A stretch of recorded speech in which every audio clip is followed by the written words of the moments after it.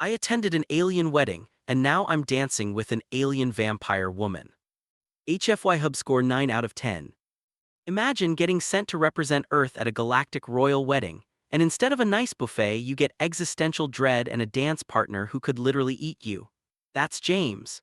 He's a boring diplomat who negotiates rock prices, and suddenly he's at a wedding that defies physics, dancing with Lady Morgan, a 600-year-old vampire noble. The hook is wild. A guy who built his career on being forgettable accidentally becomes the most interesting person in the room just by treating a terrifying monster like a normal person. The vibe, it's surprisingly wholesome, but with this undercurrent of "oh god, please don't kill me."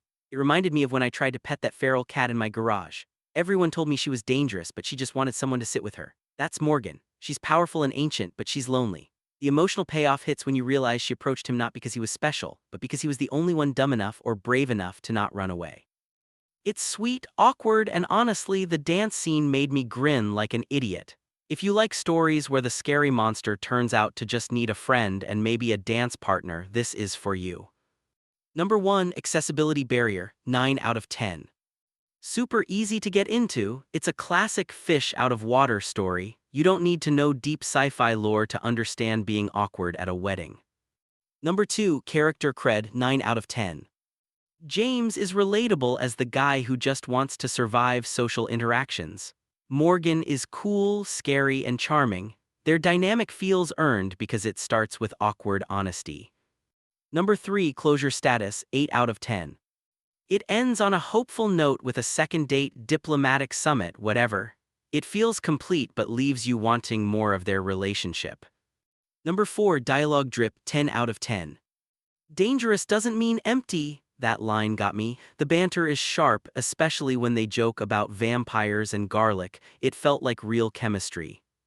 Number 5, Endgame Payoff, 9 out of 10. The invitation to the next summit was the perfect cherry on top. It wasn't a massive explosion, but it felt like a personal victory for James. Number 6, Found Family Factor, 4 out of 10. Not really a found family story, it's more of a found romance out of friendship vibe. He's not adopting a crew, he's potentially dadding a vampire. Number 7, HFY Video Length, 1530 min. Perfect length, long enough to build the atmosphere of the alien wedding but short enough to keep the packing tight. Number 8, Logic Coagulation, 9 out of 10. The aliens felt alien, methane breathers, crystal beings, and the vampire lore was twisted just enough to fit a sci-fi setting. It worked. Number 9, Narrative Gut Punch, 7 out of 10.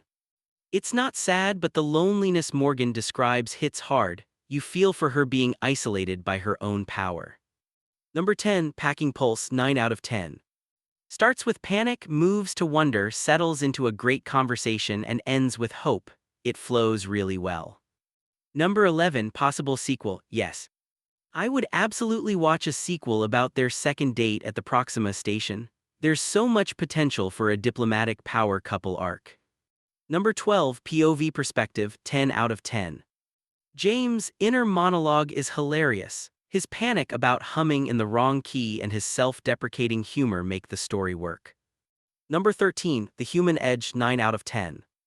James' superpower isn't strength, it's treating people like people, even scary vampire people. That's a very human kind of bravery. Number 14, The Onion Factor Tearjerker score, 5 out of 10. You probably won't cry, but you'll get that warm, fuzzy feeling in your chest when they connect. Number 15, Thematic Resonance, 10 out of 10.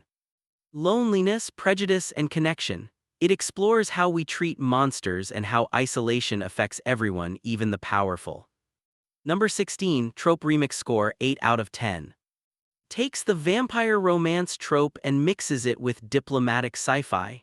It's fresh because it's not melodramatic, it's just two lonely people vibrating at a wedding. Number 17, Visual Bang Per Buck, 9 out of 10. The descriptions of the Crystal Palace and the music you can feel in your bones were awesome. I could picture the colors shifting. Number 18, Wholesomeness Out of Cozy rating, 8 out of 10.